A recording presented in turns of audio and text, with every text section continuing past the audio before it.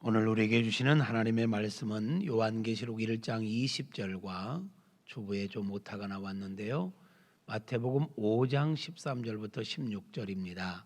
우리 일어나셔서 하나님의 말씀을 함께 합독하십시다. 시작. 내가 본 것은 내 오른손에 7별의 비밀과 7금촛대라. 7별은 7교회의 사자요 7촛대는 7교회니라. 너희는 세상의 소금이니 소금이 만일 그 맛을 잃으면 무엇으로 짜게 하리요? 후에는 아무 쓸데없어 다만 밖에 버려져 사람들에게 밟힐 뿐이니라. 너희는 세상의 빛이라. 산 위에 있는 동네가 숨겨지지 못할 것이요 사람이 등불을 켜서 마을 아래 두지 아니하고 등경 위에 두나니 이러므로 집안 모든 사람에게 비치느니라. 이같이 너희 빛이 사람 앞에 비치게 하여 그들로 너희 착한 행실을 보고 하늘에 계신 너희 아버지께 영광을 돌리게 하라. 아멘.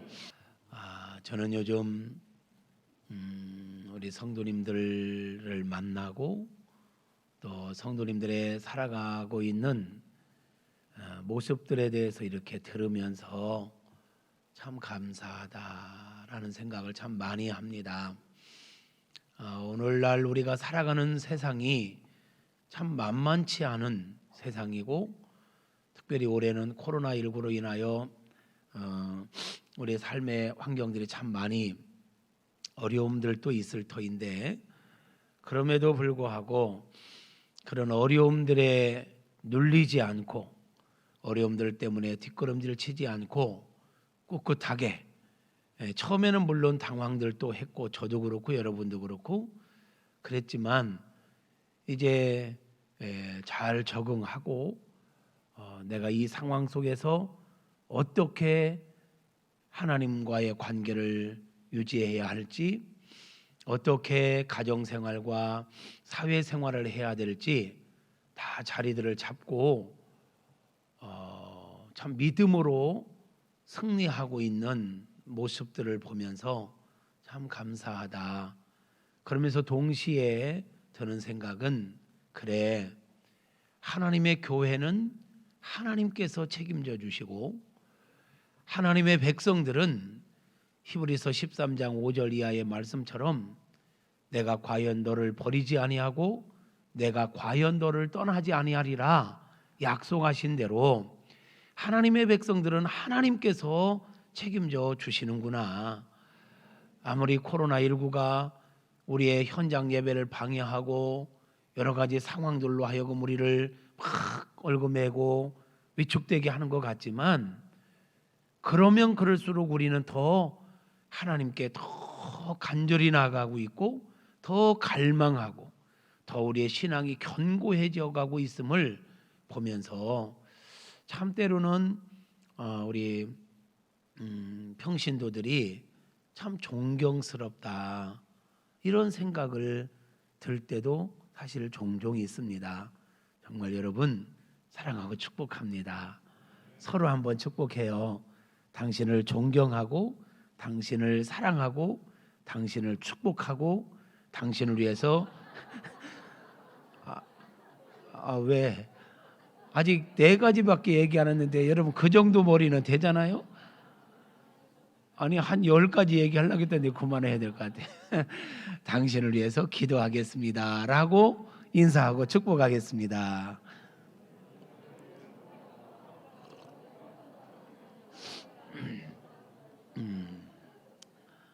이 또한 발전된 것 같아요. 전에는 한참 얘기해도 인사시키면 금방 끝났는데 이제 제법 따라오는 것 같아. 그래요. 우리가 시간이 이렇게 지나고 연수가 더해지면서 주름만 들어가는 게 아니라 우리의 믿음이 더 깊어지고 하나님의 은혜로 날마다 더 성숙해져가는 우리 모두가 되어질 수 있기를 축복합니다. 아직도 코로나19에 한 대 맞은 게 어리둥절해가지고 어벙벙하게 있는 분들이 딱 한 분이 계신데 그분도 곧 정신 차리실 줄로 믿습니다. 그래서 그래, 때로는 설교가 허공을 치는 것 같고 그냥 선포된 말씀이 허공에서 그냥 탁 흩어지고 마는 것처럼 느껴질 때도 있었는데 그렇지 않구나. 성령 하나님께서 때마다 시마다 들었던 말씀들을 생각나게 하시고 그 말씀들을 살아낼 수 있도록 역사하고 계시는구나. 이것을 많이 요즘 이렇게 느끼게 돼요. 그래서 오늘 또 소망을 가지고 하나님의 말씀을 선포하려고 합니다. 오늘은 교회의 사명이라는 제목으로 함께 은혜를 나누려고 합니다. 추수감사주를 전후해서 감사에 관한 메시지를 몇 주 전했고 그 전에는 소아시아 7교회에 보내는 편지 가운데 에베소 교회에 보낸 편지를 몇 주 다뤘었습니다. 오늘 그 연장선에서 말씀을 나누려고 계시록 1장 20절 말씀을 읽었습니다. 그 말씀을 보니까 7별과 7교회에 대한 비밀이라 하면서 7별은 교회, 7교회에 있는 사자들을 이야기하는 것이다. 즉 예수님께서 표현하시는 7별은 소아시아 7교회에 있는 목회자들을 두고 이야기하는 것이다. 이렇게 말씀하고 7촛대는 소아시아 7교회를 두고 이야기하는 것이다. 이렇게 오늘 계시록 1장 20절에서 설명하고 있습니다. 여러분, 우리가 일반적으로 아는 것은 교회는 보이는 교회가 있고 보이지 않는 교회가 있다 그러지요. 보이는 교회라 함은 예배당을 말하는 거예요. 교회당이라고도 하지요. 그래서 우리가 보통 교회 가자, 나 교회 다녀 할 때 의미는 보여지는 예배당을 두고 교회당을 두고 이야기하는 거예요. 근데 원래 교회라는 단어를 이야기하는 원어는 에클레시아라고 하잖아요. 구별된 자들의 모임이라는 뜻입니다. 구별된 자들의 모임. 이것을 교회 용어로 쓰고 있어요. 세상에서 하나님께서 우리를 세상 가운데서 구별하여 우리를 따로 불러 모아주셨다. 그래서 이게 예수님을 믿는 저와 여러분을 일컬어서 교회다, 에클레시아다 이렇게 표현하기도 해요. 그런데 우리는 보통 교회를 예배당 또는 성도들의 모임, 즉 바로 저와 여러분을 일컬어 교회라고 이해하고 있단 말이죠. 그런데 오늘 요한계시록에서는 우리 예수님께서 교회를 또 다른 표현으로 말씀하고 있다는 거예요. 교회를 뭐라고 표현하고 있다고요? 촛대다. 7촛대는 7교회를 말합니다 라고 설명하고 있어요. 그러면 여러분, 우리 예수님께서 왜 요한계시록에서 이 교회를 일컬어서 촛대라고 표현했을까요? 촛대가 의미하는 바는 무엇일까요? 혹 우리 예수님께서 교회를 촛대라고 표현하실 때 그 촛대가 의미하는 바를 일컬어 교회의 사명, 교회가 존재하는 이유를 설명하고 싶었던 것 아닐까요? 그런 관점으로 우리가 본다면 교회가 무엇일까? 교회가 존재하는 이유는 무엇일까? 교회의 사명이 무엇일까? 입니다. 여러분은 교회의 사명이 뭐라고 생각하십니까? 교회가 존재하는 이유는 무엇이라고 생각하느냐고 묻고 있습니다. 여러 가지로 표현할 수 있을 것입니다. 그런데 예수님께서 말씀하시는 교회는 촛대다 라고 표현한 이 표현을 중심으로 해서 우리가 생각해 본다면 교회의 사명이 무엇일까요? 저는 이 말씀에서 이야기하고자 하는 의도는 교회는 세상의 빛이다. 교회의 사명은 세상의 빛이다. 교회가 존재하는 이유는 세상에 빛을 비추기 위한 것이다 라는 것을 말씀하고 싶었던 것처럼 느껴지는 거예요. 그런 관점에서 마태복음 5장 13절 이하에서도 예수님께서 예수님을 따르는 제자들과 백성들, 즉 오늘로 말하면 교회지요, 그들에게 이렇게 직접적으로 말씀하셨습니다. 너희는 세상의 소금이요 세상의 빛이다. 소금에 대해서는 오늘 언급하지 않겠습니다. 너희는 세상의 빛이다 라고 우리 예수님께서도 교회 공동체를 일컬어서 너희가 존재하는 이유는 세상의 빛으로 존재하는 거다 라고 말씀하셨던 것을 우리가 생각해 볼 수 있다라는 거예요. 다시 말하면 저와 여러분이 존재하는 이유가 뭐냐? 우리 무국중앙성결교회 공동체가 이 땅에 존재하는 이유가 뭐냐? 이 땅 가운데, 이 지역 가운데 빛이 되기 위해서 존재하는 것이다. 그러면 여러분, 빛이 뭡니까? 빛의 역할이 무엇입니까? 세상을 밝히는 거지요. 망망대해의 등대의 불빛은 그 칠흑같이 어두운 망망대해의 많은 배들에게 방향을 제시하는 것입니다. 갈 길을 제시하는 것입니다. 그런 관점으로 본다면 오늘날 죄로 말미암아 어두워진 이 세상 가운데 교회가 해야 할 일은 무엇이냐? 어떤 것이 진리인지, 어떤 것이 옳은 것인지, 그런 것인지, 어떤 것이 하나님이 원하시는 뜻인지, 창조자 하나님께서 피조물인 우리 인간들에게 원하는 것이 무엇인지, 그것을 모르고 허우적대며 방황하며 살아가는 세상 사람들에게 바로 저와 여러분이, 우리 교회가 바로 이것이 진리라고, 이것이 참이라고, 이것이 인간답게 사는 것이라고, 하나님의 뜻이라고 전해주어야 할 것이고 보여주어야 할 것입니다. 이게 빛의 역할 아닐까요? 여러분, 빛은 말이에요, 어쩌면 세상을 존재하게 하는 원동력이라 해도 과언이 아닐 것 같아요. 빛은 단순하게 뭔가를 밝혀주는 것만은 아니죠.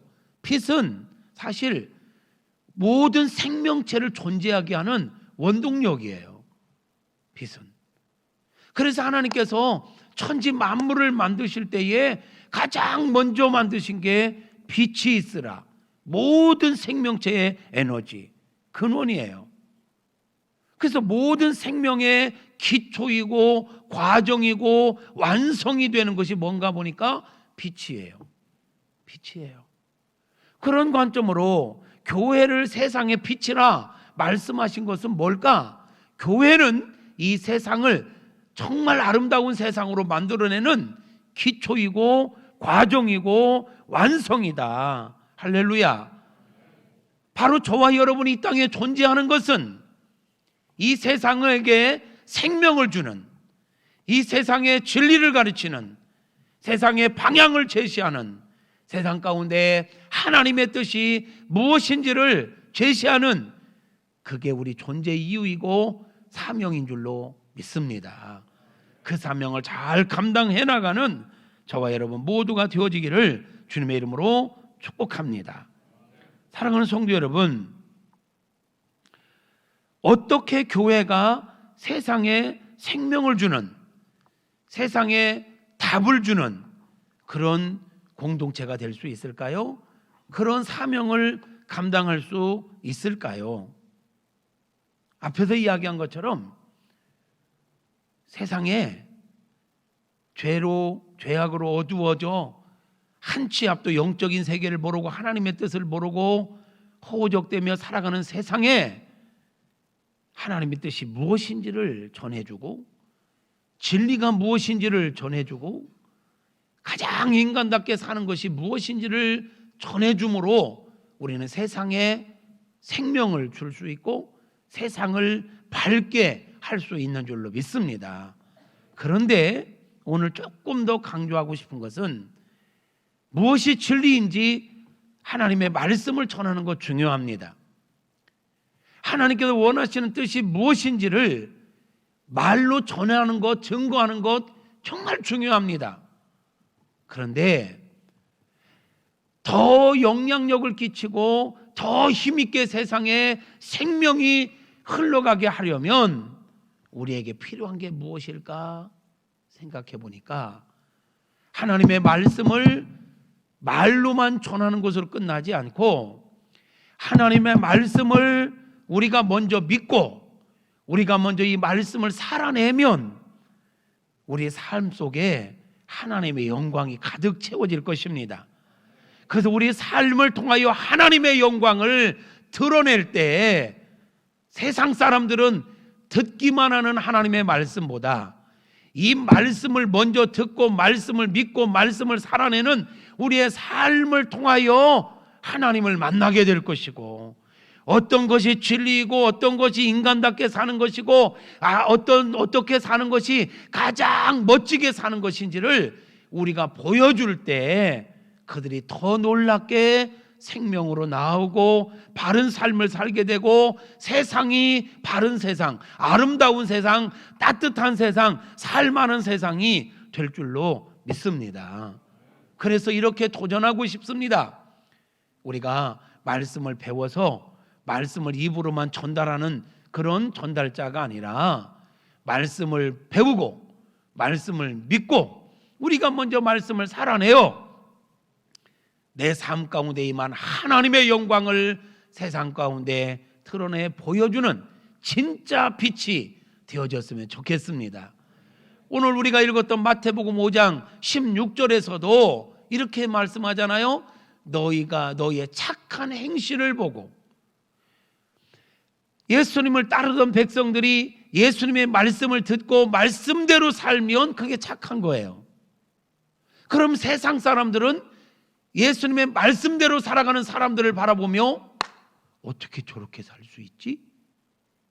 어떻게 저런 상황 가운데서 저렇게 사랑할 수 있지? 용서할 수 있지? 어떻게 저렇게 평안할 수 있지? 와, 다른데? 그런 착한 행실을 보고 사람들은 저들이 저렇게 살아가는 원동력은 저들이 믿는 하나님께 있구나. 그래서 하나님께 영광을 돌리게 된다라고 16절에서 말씀하고 있잖아요. 세상의 빛으로 살아가는 것, 이것은 말을 우리가 좀 못 살아도 하나님의 이 말씀 자체가 진리이기에 말씀만 전하는 것도 안전하는 것보다는 좋습니다. 그러나 세상 사람들은 이 말씀만 전해줄 때는 깨닫는 게 더딥니다.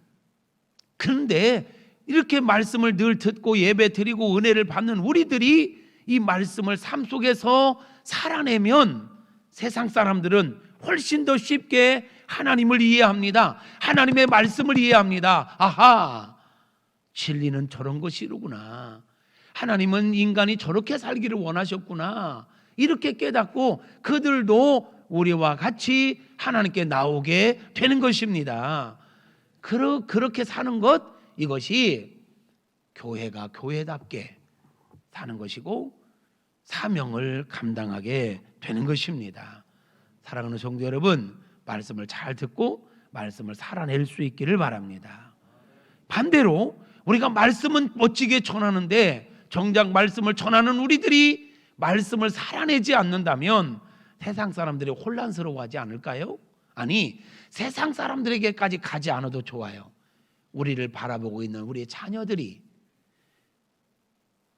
우리를 바라볼 때 엄마가 아빠가 하시는 말씀은 참 괜찮은 것 같은데 교회에서 바라보는 우리 부모님은 상당히 인격적인 것 같은데 가정에서 바라보는 우리 부모님은 전혀 다른 모습을 보이는 경우도 종종 있잖아요. 그럼 우리 아이들이 혼란스러워하는 거예요. 의외로 교회 생활을 열심히 하는, 신앙생활을 열심히 한다고는 목회자 자녀들, 중직자의 자녀들, 정말 신앙생활을 열심히 하는 성도들의 자녀들 가운데 삐딱한 신앙생활을 잘 하지 않는 이들이 의외로 있다는 거 우리 아시죠? 여러분도 경험하시죠? 어제 그제 다니엘 기도에서 간증했던 박광식 그 문화 사역자도 처음에는 안티였대잖아요. 교회 안 나가는 사람, 교회를 싫어하는 사람. 이유는 바로 그런 이유였죠. 교회에서 보는 부모님과 그 집안이 3대 신앙인 집안이었대잖아요. 교회에서 보는 부모님의 모습과 가정에서 보는 부모님의 모습에 다른 모습, 이중적인 모습. 세상 사람들이 많이 이야기하는 게 기독교인들은 말은 잘하는데 삶이 안 따른다. 삶도 따르고 말도 잘한다. 이러면 좋은데 말은 은과 도의 차이는 엄청납니다. 세상 사람들이 우리를 보고 헷갈리면 안 되잖아요. 말씀을 전하는 것 이상으로 말씀을 살아내는 모습을 보여주는 저와 여러분이 될 수 있기를 소망합니다. 그렇게 살기 위해서는 내 결단과 내 노력만 갖고는 늘 부족하다는 걸 알아요. 그래서 우리는 기도해야 하고요. 그래서 우리는 은혜를 받아야 돼요. 이 시간도 우리 성령 하나님께서 저와 여러분의 마음을 뜨겁게 해주시기를 바라요. 나를 이길 수 있는 능력을 부어주시기를 바라요. 환경을 이길 수 있는 능력을 부어주시기를 축복해요. 원수 마귀의 유혹을 능히 이길 수 있는 힘을 예배드리는 가운데 우리 하나님께서 부어주시기를 주님의 이름으로 축복합니다. 우리가 왜 예배드립니까? 예배를 드리면서 그런 은혜를, 그런 능력을 덧입기 위함인 것입니다. 물론 1차적인 건 하나님의 영광을, 하나님께 감사를 드리기 위해서지요. 동시에 하나님의 영광을 본 자는요, 하나님의 은혜를 경험한 자는요, 세상을 이기고 나를 이기고 환경을 이길 만한 능력을 더하여 받게 되는 것은 당연한 것입니다. 은혜 받았다고 하는데 삶 속에서 내 안에서 일어난 유혹을 못 이긴다, 죄를 못 이긴다, 이거는 은혜를 이상하게 받은 거예요. 진짜 은혜를 충만하게 받는 시간이 되어질 수 있기를 축복합니다. 할렐루야. 우리는 나가서 예수가 그리스도 되심을 증거해야 합니다. 예수님만이 우리의 소망이십니다. 예수님만이 우리의 능력이십니다. 할렐루야. 불투명한 세상 속에서 예수님 아니고는 답이 없다는 거 정말 우리가 진짜로 아멘 했으면 좋겠습니다. 이게 진짜로 아멘 되려면요, 내가 먼저 그 진짜 믿어야 돼요. 예수님 아니고도 얼마든지 살 수 있는데요, 이게 아니라 한 치 앞도 모르는 세상 속에서 예수님이 아니면, 내가 주님을 떠나서는 진짜 하나님의 자녀, 주님 안 믿고도요 그냥 세상에서 사는 건 살 수 있어요. 아니, 예수 안 믿는 사람도 세상에서 더 잘 살 수도 있어요. 근데 제가 말하는 건 하나님의 자녀답게 사는 거 말해요. 하나님의 자녀답게 사는 건요, 예수님이 아니면, 예수님의 은혜가 아니면 살 수 없습니다. 구원의 은혜도 예수님이 아니면 안 됩니다. 죄 용서함 받는 것도 예수님의 은혜가 아니면 안 됩니다.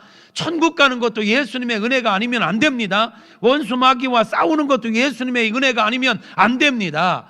기도를 응답받는 것도 예수님의 은혜가 아니면 안 됩니다. 오직 예수. 할렐루야. 예수로 충만합시다. 예수를 믿읍시다. 예수를 의지합시다. 그리고 그 예수를 증거할 때 내가 살아보니 진짜 인간답게 사는 건, 하나님의 자녀답게 사는 건, 죄를 용서받는 건, 우리가 구원받는 건 예수님밖에 없더라. 착해도 안 되더라. 돈으로 안 되더라. 지식으로 안 되더라. 권력으로 안 되더라. 예수 외에는 길이 없다. 그래서 당신도 예수 믿어야 된다 라고 힘있게 자신있게 전할 수 있는 정말로 복음의 전령들이 될 수 있기를 주님의 이름으로 축복합니다. 세상에 많은 사람이 있습니다.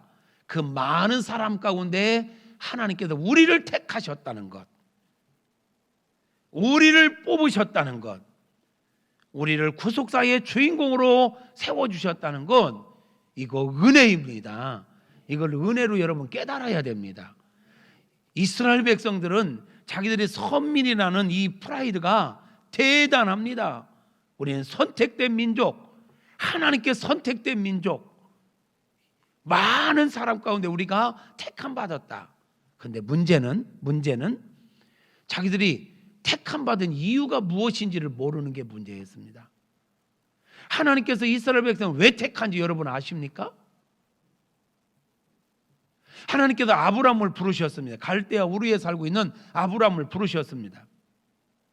내가 지시할 땅으로 가면 내가 너로 하여금 큰 민족을 이루게 하겠다. 너를 축복하는 자에게 내가 축복하고 너를 저주하는 내가 저주하겠다. 막 이러면서 수백 년에 걸쳐서 하나님은 아브라함이 약속하신 대로 아브라함의 아들 이삭, 야곱, 요셉 시대에 70명이 애굽에 건너가서 애굽에서 400여 년을 사는 동안에 큰 민족을 이루게 하셨습니다. 그 민족을 이루은 그들, 애굽에서 잘 살고 있었습니다.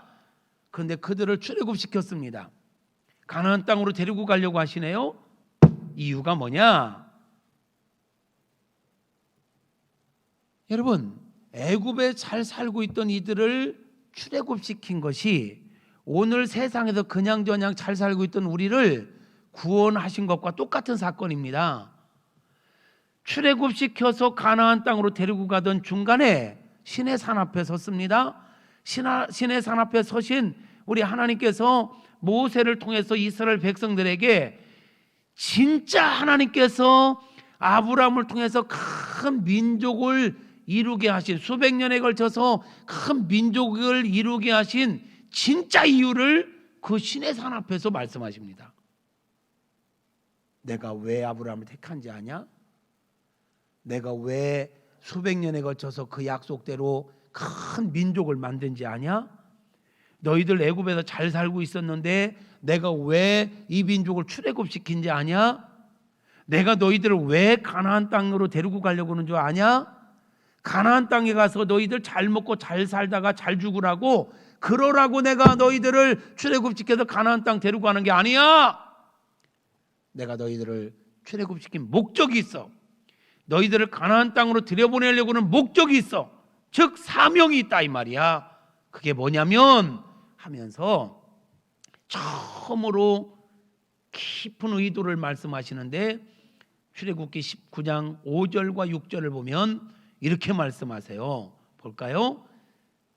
모세야, 나는 말이야 너희들만 사랑하는 여호와가 아니야. 너희들만 택한 게 아니야. 나 여호와는 너희들만 지은 창조자가 아니야. 나는 모든 세계 열방에 속한 모든 사람들을 사랑해. 모든 영혼을 구원하기를 원해. 성경의 신약에서도 그러죠. 하나님의 뜻은 모든 영혼이 다 구원에 이르기를 원하시느니라. 할렐루야. 안 믿으시는 거예요? 하나님의 뜻은 모든 영혼이 구원받기를 원하십니다.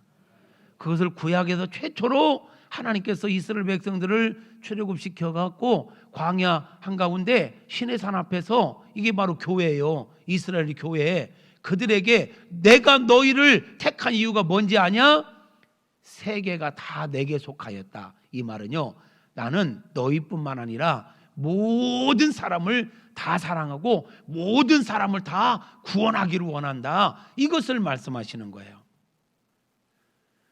그 일을 위해서 내가 그렇게 말을 하고 내가 그렇게 역사하는데도 사람들이 못 알아본다. 내 음성을 못 알아듣는다. 그래서 내가 너희를 통하여 샘플로 내가 뭘 원하는지, 내가 원하는 대로 산다는 게 무엇인지, 내가 원하는 대로 살 때 너희에게 인생 가운데 어떤 역사들이 일어나는지를 너희들을 통해서 좀 보여주고 싶다.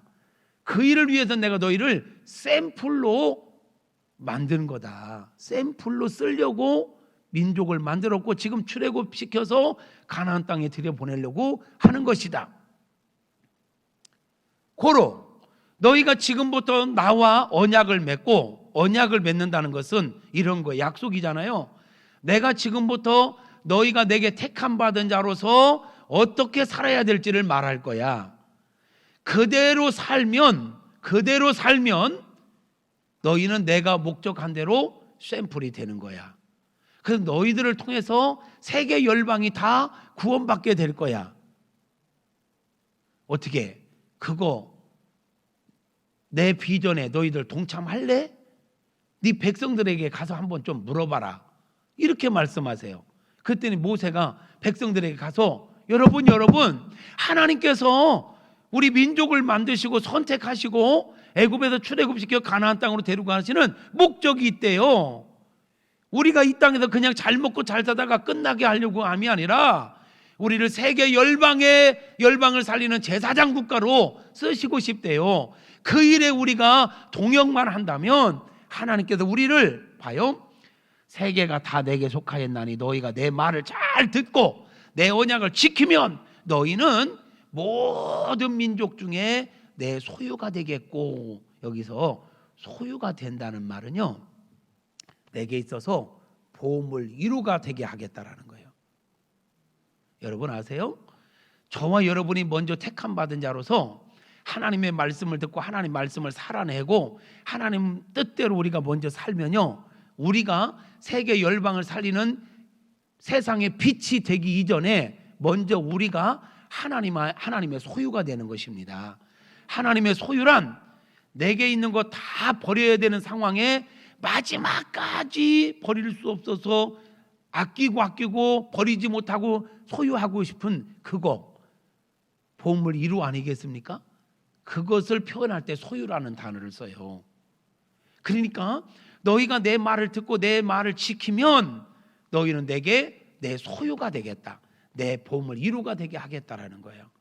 뭔가 영향력을 끼치기 전에 우리가 먼저 하나님의 은혜 가운데 살아가게 되는 것입니다. 그리고 우리가 어떤 존재로 가느냐, 6절에 보니까 너희는 내게 대하여 제사장 나라가 돼요. 제사장이 뭐 하는 사람이죠? 하나님과 백성들 사이에 중간 역할을 하는 사람. 백성들로 하여금 하나님을 만나도록 길을 열어주고 도와주는 사람. 그럼 제사장 나라는 이 민족을 하나님께서 만드시고 출애굽시킨 목적이 바로 여기 있는 거예요. 나는 너희 민족이 제사장 나라가 되기를 원해. 너희 민족을 통하여 세계 열방이 다 나를 바라보고 나를 깨닫고 내게 돌아오게 되기를 원해. 나는 너희들을 그 축복의 통로로 쓰려고 너희들을 만든 거야. 이걸 얘기하는 거예요. 그러면 너희는 내 거룩한 백성이 될 거야. 최고죠.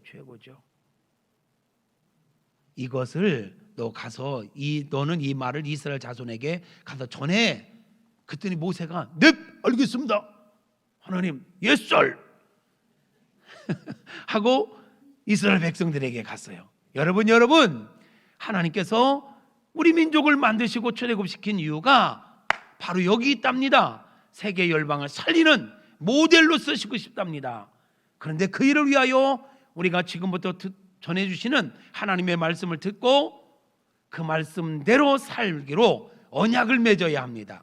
그리고 그대로 살면 하나님께서 우리를 하나님의 소유가 되게 하시고 세상 가운데 제사장 나라로 구속사의 주인공으로 축복의 통로가 되게 하시고 우리를 거룩한 백성이 되어 최고의 영광을 누리게 하신답니다. 여러분들 어떻게 힘들고 어려워도 지금까지는 우리가 바로에게 속하여 바로가 주는 음식을 먹고 바로의 질서와 바로의 가치관을 따라 살았지만, 이제 하나님과 언약을 맺고 하나님의 말씀을 따라 하나님의 말씀에 순종하며 하나님의 백성답게 살아가시겠습니까? 그랬더니 백성들이 오케이! 여러분이 아멘 하니까 내가 다 하고 있어 지금. 오케이! 했단 말이에요. 그랬더니 모세가 하나님께 와서 하나님 보고합니다. 이스라엘 백성들에게 아버지 하나님의 뜻을 전했더니 그들이 오케이 했습니다. 그래? 그렇다면 너희들 모세 너 이제 이리 와봐 해가지고 시내 산으로 불러 올립니다. 그게 출애굽기 19장부터 23장까지의 내용이에요. 시내 산으로 올라와. 지금부터 내 말 잘 들어. 그러면서 율법을 주십니다. 율법은 뭐냐? 하나님의 모델로 살아가기 위한 삶의 원칙들인 것입니다.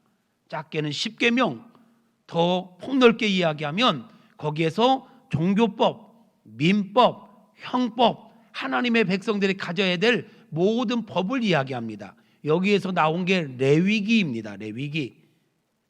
출애굽께서는 19, 20, 21, 22, 23 다섯 장이 포함된 거지만 이것을 잘 푸른 게 레위기입니다. 레위기가 뭡니까? 하나님의 백성들이 살아가야 될 원칙들인 것입니다. 거기에 종교법도 있고요, 민법도 있고요, 형법도 있습니다. 이것을 다 거기서 말씀해 주신 거예요. 그리고 한 가지 더, 성막을 만들어라. 지금까지는 너희가 나를 만나려면 참 힘들었는데 이제 내가 너희들 가운데 들어가서 항상 너희 가운데 있겠다. 내가 너희와 함께 만날 수 있는 장을 만들어야 되겠다. 그래서 성막을 만들어라. 그 성막을 만들라고 성막의 설계도를 주시는 거예요. 그래서 하나님은 인간들 가운데 들어오셔서 쉽게 우리를 만나 주시고 어떻게든 우리에게 말씀하시고 깨닫게 해주시길 원하셨던 거예요. 그래서 이스라엘 백성들이 이 말씀을 듣고 알겠습니다. 우리가 이제 앞으로 그 말씀 순종하며 살겠습니다. 그래가지고 짐승을 쪼개놓고 거기를 왔다 감으로 언약식을 한 거예요. 그러므로 이제 하나님과 언약 관계가 된 거예요. 언약 관계.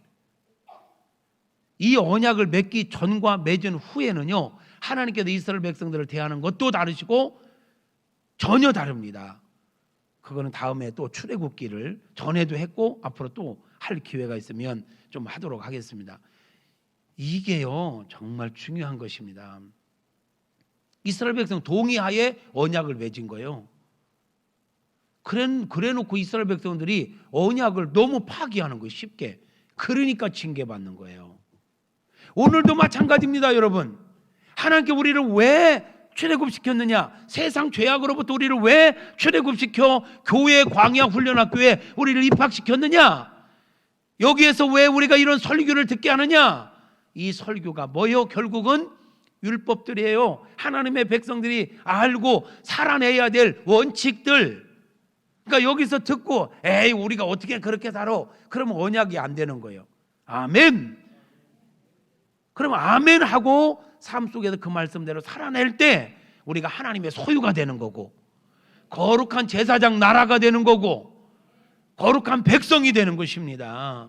이 영광을 누리기를 축복합니다. 이것을 위해서 우리를 불러 모아놓으신 거예요. 여러분, 교회 다니면서 그냥 하나님 이용해가지고 기도해가지고 뭐 하나 응답받아가지고 그냥 내가 이 세상에서 남들보다 좀 더 편하게 살고 남들보다 좀 더 부유하게 살고 내가 힘들 때 위로 받고 그거를 위해서 우리가 교회 다니는 게 아니에요. 물론 그것도 한 이유이기는 하지만 그게 본질은 아니에요. 이걸 본질로 생각하니까 교회에 와서 기도했는데 내가 원하는 대로 안 됐다고 삐지고 에이 기도해도 소용없네, 하나님 믿어도 소용없네, 이런 소리 하는 거예요. 하나님의 그 높고 깊은 생각을 우리가 다 합니까? 우리는 내가 원하는 대로 안 되면 삐져요. 근데 하나님은 아예 말씀하셨어요. 내 생각과 너희 생각은 다르다. 내 생각과 너희 생각은 다르다. 여러분 묻습니다. 하나님의 생각대로 사는 게 좋을까요? 우리 생각대로 사는 게 좋을까요? 세상은 내 뜻대로 되는 게 좋을 것 같아요? 하나님 뜻대로 되는 게 좋을 것 같아요?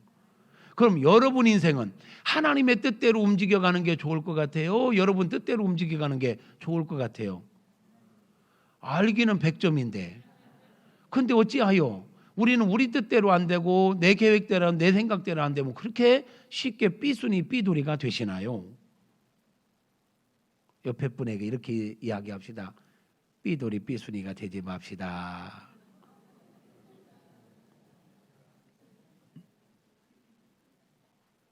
원칙이 있습니다. 하나님은 언제나 우리를 가장 좋은 길로 인도하십니다. 지금도 하나님은 우리를 가장 선한 길로 인도하십니다. 너희가 갈지라도 자식에게 좋은 것을 줄 줄 알거든 하물며 하늘아버지께서 너희에게 좋은 것을 주시지 않겠느냐. 이건 누구나 가로 아무리 악한 자도요 자기 자식에게 좋은 거 주려고 해요. 그런데 사랑의 원천이 되시는 하나님께서 당신의 백성들, 우리가 보통 존재예요. 저와 여러분을 위해서 당신의 독생자까지 죽였어요. 독생자도 아끼지 않고 죽이면서 구원해 주신 우리를 외면하시겠습니까? 우리가 뭘 구하는데 아까워서 안 주시겠습니까? 아니면 그분에게 능력이 없어서 안 주시겠습니까? 아니요. 내가 원하는 대로 내가 뜻하는 대로 안 돼도 하나님은 나를 지금도 내가 모르는 가운데도 가장 선한 길로 좋은 길로 인도하고 계시는 거예요. 믿음이란 그러기에 내가 원하는 대로 안 돼도 감사하는 거예요. 그래서 이 신앙은요 이래도 감사 저래도 감사하는 신앙이 진짜 신앙인 것입니다. 내 뜻대로 되면 할렐루야, 또 하나 응답되면 놀렐루야, 이러다가 기도했는데 뭐가 안 되면 에이 진짜 이게 신앙이 아니에요. 이거는 어린애들이 뭐예요. 애기들이 자기들이 원하는 대로 뭘 하나님이 엄마가 해주면 엄마 최고, 그랬다가 자기가 원하는 대로 안 해주면 엄마 미워, 삐진다고. 양치하기 싫은데 양치하라고, 공부하기 싫은데 공부하라고. 그럴 때 우리가 하는 말이 너를 위해서 하는 말이야. 죽었다 깨나도 못 깨달아. 그거 다 커봐야 깨닫지. 그때 엄마가 진짜 나를 위해서 했다는 것을. 근데 이게 하나님과의 관계는 똑같아요. 우리는 지금 내가 생각하는 게 다라고 생각해. 내가 원하는 게 최고라고 생각해. 근데 하나님 그 이상의 것을 보시고 그보다 더 좋은 게 있으면, 그게 위험할 것 같으면 NO 하신단 말이에요. 그러면 이래도 감사 저래도 감사. 요즘 다니엘 기도회 강사님들의 간증을 듣다 보면 그런 거 많이, 야 김혜량 선교사님 저 성도님 간증 들으면 참 부끄럽더라고. 목사의 믿음보다 훨씬 낫다. 그 고난 속에서 하나님의 진짜 기적이 뭐냐? 내 아이가 고침받은 게 아니라 기도하지 않던, 징글징글하게 기도하지 않던 내가 지금 그 고난 때문에 기도하고 있다는 게 기적이다. 예, 고난을 통해서라도 우리가 하나님을 만나고 하나님 앞에 바로 서는 것, 이게 진짜 기적이고 은혜인 것입니다. 할렐루야. 고난을 통해서 고난이 응답되느냐 안 되느냐, 그거는 결과는 하나님께서 최상의 걸 주실 거니까 살리든 죽이든 좋든 안 좋든 결과에 우리는 땡큐하고, 그것 때문에 하나님을 찾기 시작하고 그것 때문에 하나님을 만났다면 그건 우리에게 최고의 선물이었던 것입니다. 할렐루야. 그런 은혜를 누렸으면 좋겠습니다.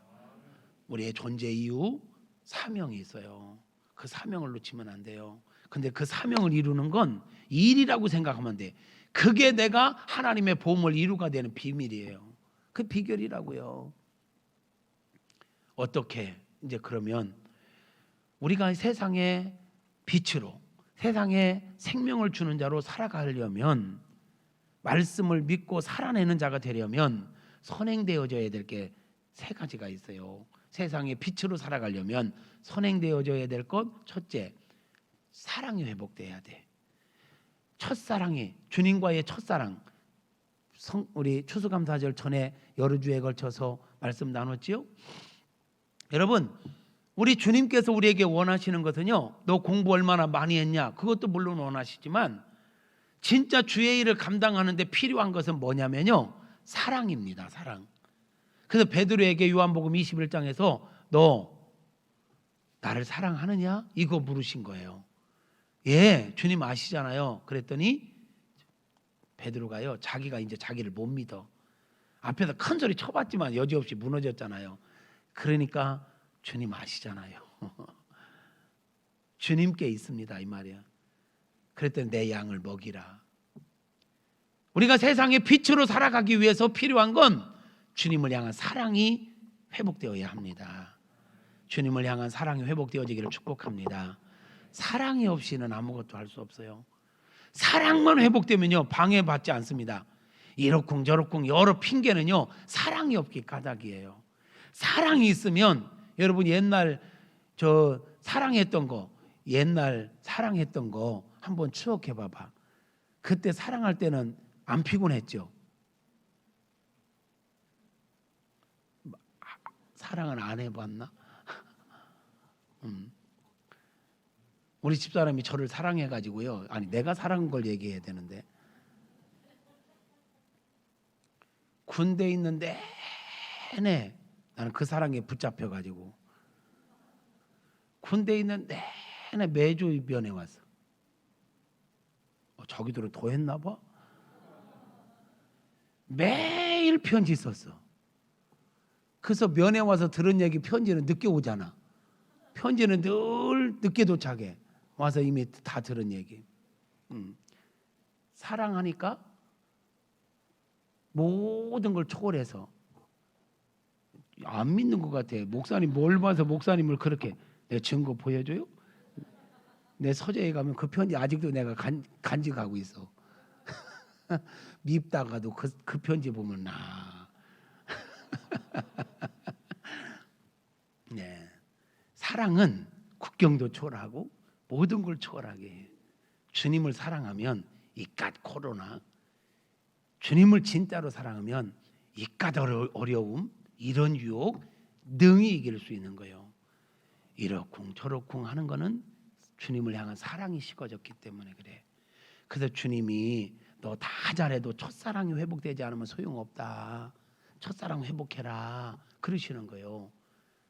주님을 향한 첫사랑이 회복되어지기를 축복합니다. 아직 주님과의 첫사랑을 경험해 보지 못한 분들에게는 주님을 찐하게 만나는 은혜가 있을지어다. 주님과의 그 깊은 관계가 정말 우리에게 회복되어지기를 축복합니다. 두 번째, 선행되어져야, 세상의 빛으로 살아가기 위해서 선행되어져야 될 건 우리가 예수님 안에 거해야 합니다. 요한복음 15장에 보면 너희가 나를 떠나서는 아무것도 할 수 없다. 나는 포도나무요 너희는 가지니 너희가 나를 떠나서는 아무것도 할 수 없다. 우리는 원줄기 되시는 예수님 안에 거해야 영향력을 끼치고 세상의 빛으로 살아가고 우리도 영광 가운데 살아가는 것입니다. 예수님 안에 거하는 삶을 살아가시기를 바랍니다. 그러면 예수님 안에 거한다는 게 뭘까요? 첫째, 예수님을 나의 구원자로 나의 주인으로 영접하는 것, 이것이 예수 안에 거하는 것입니다. 두 번째, 예수님을 영접한 자들은 이제 예수님의 말씀을 들어야 됩니다. 그래서 우리는 성경을 읽고 성경 이야기를 듣고 성경 말씀에 순종하며 사는 것, 이게 예수님 안에 거하는 것입니다. 아멘입니까? 여러분, 예수님 영접한 걸로 끝내지 마시고 지금도 주님께서 우리에게 말씀하십니다. 성경을 통해서, 설교를 통해서, 기도하는데 감동을 통해서 말씀하실 때 들으시고 순종하십시오. 말씀에 이끌림 받는 삶, 그게 예수님 안에 거하는 삶이에요. 여러분, 부부가 사랑한다는 게 뭡니까? 서로의 말에 귀를 기울이고 그의 말을 경청하고 그가 원하는 것, 그가 싫어하는 것 나도 싫어하고 그가 좋아하는 것 나도 좋아하면서 사랑하는 것, 살아가는 걸 보면 아, 사랑하는구나, 이렇게 느끼는 거예요. 예수님의 말씀을 잘 듣고 말씀대로 산다는 건 주님을 사랑한다는 증거인 것입니다. 그러므로 예수님 영접함으로 끝나지 말고 예수님 말씀을 듣고 말씀에 순종하는 삶을 살아가는 것, 이게 예수 안에 거하는 것입니다. 세 번째, 예수 안에 거한다는 건 예수님과 기도하는 것입니다. 기도가 뭡니까? 대화입니다. 예수님 안에 거한다는 건 예수님과 늘 대화하는 거예요. 예수님께 말씀도 드리고 예수님의 말씀도 듣고 그러면서 하는 것. 마지막, 예수 안에 거한다는 건 앞서지 않고 뒤서지 않고 예수님과 한 걸음 한 걸음 한 걸음 동행하는 것입니다. 시작된 이번 한 주간도 주님 손잡고 한 걸음 한 걸음 동행하는 삶을 살아가시기를 축복합니다. 여러분 생각해 보세요. 우리가 진짜 예수님을 영접했어요. 예수님의 말씀을 늘 듣고 그 말씀대로 살려고 몸부림쳐요. 늘 예수님과 대화를 해요. 한 걸음 한 걸음 예수님과 동행해요. 그럼 내 삶이 영광스러울까요? 영광스러울까요? 그런 우리 삶이 아름다울까요? 아름다울까요? 그게 바로 세상의 빛으로 사는 거예요. 그리고 세상의 빛이 되기 위해서는 마지막으로 희생해야 합니다. 자기 희생. 말로 때우려고 하면 안 됩니다. 자기 희생. 정말 주님을 사랑하는 것, 예수 안에 거한다는 것, 뭘로 드러날 수 있느냐? 내가 나를 얼마나 희생하느냐. 여러분 촛불이 빛을 비추기 위해서는 자기 몸을 태워야 되잖아요. 예수님이 우리의 참 빛으로 오셨습니다. 자기 희생을 통해서 하나님의 길을 포기하고 인간의 몸을 입고 죽기까지 자기를 희생함으로 빛이 되셨습니다. 우리에게 생명을 주셨습니다. 예수님의 자기 희생이 없었다면 우리는 구원을 받지 못합니다. 우리가 세상을 살리고 세상의 빛으로 살아가기 위해서는 내 희생이 따라야 합니다. 예수의 이름 때문에 희생하십시오. 예수의 이름 때문에 가정에서도 희생하십시오. 아멘 하시옵소서. 희생하라니까 화난 거요? 예수의 이름 때문에 다른 형제들보다 집안을 위해서 더 희생하십시오. 아멘 않기로 작정했어요? 뭐 화나? 아멘하고 입 벌리면 코로나 들어올까 봐? 크게 아멘 하시옵소서. 아니 아멘 하라고 할 때 아멘해. 밑도 끝도 없이 아멘해. 예수의 이름으로 가정생활이 정말 가정천국을 이루기 위해서는 우리의 희생이 있어야 돼요. 그죠? 내 희생이 있어야 가정이 더 행복해지잖아요. 예수의 이름 때문에 여러분 가정을 위해서 더 희생하시기를 바랍니다. 직장생활 속에서 더 희생하시기를 축복합니다. 더 참으시고 더 배려하시고 더 섬겨주시고 할렐루야. 교회 생활 속에서도 더 희생하시기를 바랍니다. 더 서로가 희생하려고 안 하니까 우리 교회 말고 연말만 되면 총회하기 힘들다고 하는 거예요. 서로가 희생하려고 해봐봐. 총회가 기다려져. 내가 뭐 더 임원을 더 여러 가지 봉사직을 맡고 싶은데 연말은 왜 안 오는 거야? 막 이렇게. 이게 우리 교회 얘기죠. 그저 웃지요로 끝내려고 하지 말고 어떻게 하든지 힘들지요. 뭔가 세워간다는 게 그냥 됩니까? 생명을 살리는 게 그냥 됩니까? 빛의 역할을 감당하는 게 그냥 됩니까? 자기 희생이 있어야지. 교회를 교회되게 하기 위해서 자기 희생을 감수하시기를 축복합니다. 아멘. 더 크게 아멘. 뒷동네도 아멘. 자기 희생. 고난 없는 영광은 없어요. 죽음 없는 부활은 없어요. 희생이 따라야 돼. 말은 주님 사랑한다고 하는데 희생을 아무것도 안 하면 어떻게 사랑을 볼 거요? 마무리하겠습니다. 사랑하는 성도 여러분, 하나님께서 저와 여러분을 세상으로부터 불러 교회를 삼으신 것은 죄악으로 어두워진 세상 가운데 빛으로 살게 하려고 불러주신 것입니다. 이 사명을 감당하는 저와 여러분 되어지기를 바랍니다. 주께서 우리에게 주님을 향한 첫사랑을 경험하게 하시고 회복하게 하시기를 바랍니다. 예수 안에 온전히 거할 수 있도록 은혜 주시기를 바랍니다.